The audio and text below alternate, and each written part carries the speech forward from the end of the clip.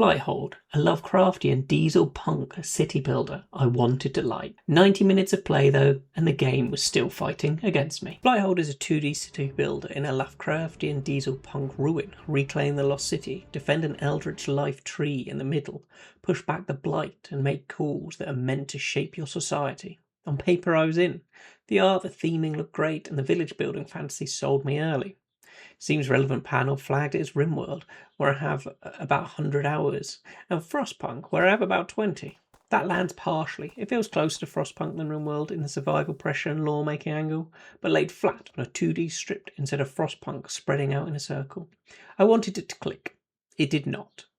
You load in and start placing survival buildings while juggling peasants, technicians, soldiers, and laters, flamethrower troops. Commissioners show up with a floating drone over their head that shoots a machine gun, which is a bit ridiculous in a fun way. The whole thing still feels clunky to direct. The opening job is clearing a barricade. Nobody told me what counted as a barricade, because everything already looks broken. It's hard to tell what is scenery and what is interactable, and what is a ruined building you're meant to disband for resources. I clicked on everything until something finally popped up and admitted it was the barricade, then I put workers on it. That pattern repeats across the resource spots. The whole level is dilapidated, so dilapidated stops meaning anything. You build tree covers, tents, hunter dens, workshops, research, and the rest. Each structure needs a build slot. Slots run out fast. I tried to fix homelessness by throwing out tents, then discovered I had nowhere left to place the other buildings. Different footprints only fit certain slots, and you do not know which until you try and place it and the game says no. Infected army folk attack now and then. If you're not ready, they can slip through your barricades, but you put soldiers next to them and they wipe the wave out pretty quickly. I never felt scared. I felt bored waiting for the system to matter. You can expand by clearing zombies, spending tree sap from the live tree, and reactivating a portal to open more space.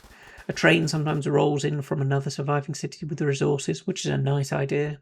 I stayed on one floor. I could see corruption locked behind areas I could not clear because I did not have tree sap to push it back. I once accidentally sent soldiers through a gate to a lower level because I did not read it as a gate at all, just more ruined stone in a ruined city. So it was an interesting way to find out that other levels were accessible. Research and laws pop up with Frostpunk-style moral pressure. Corruption spreads, you pick a line, moral wobbles.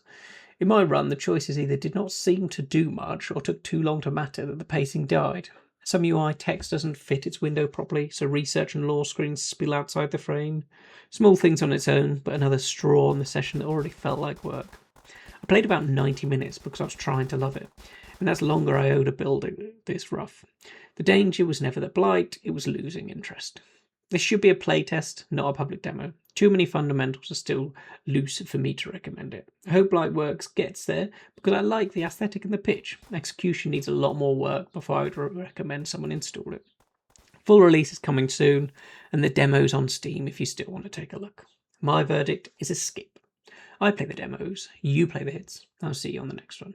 And remember to hit subscribe so the next time a hot demo lands, you don't miss it.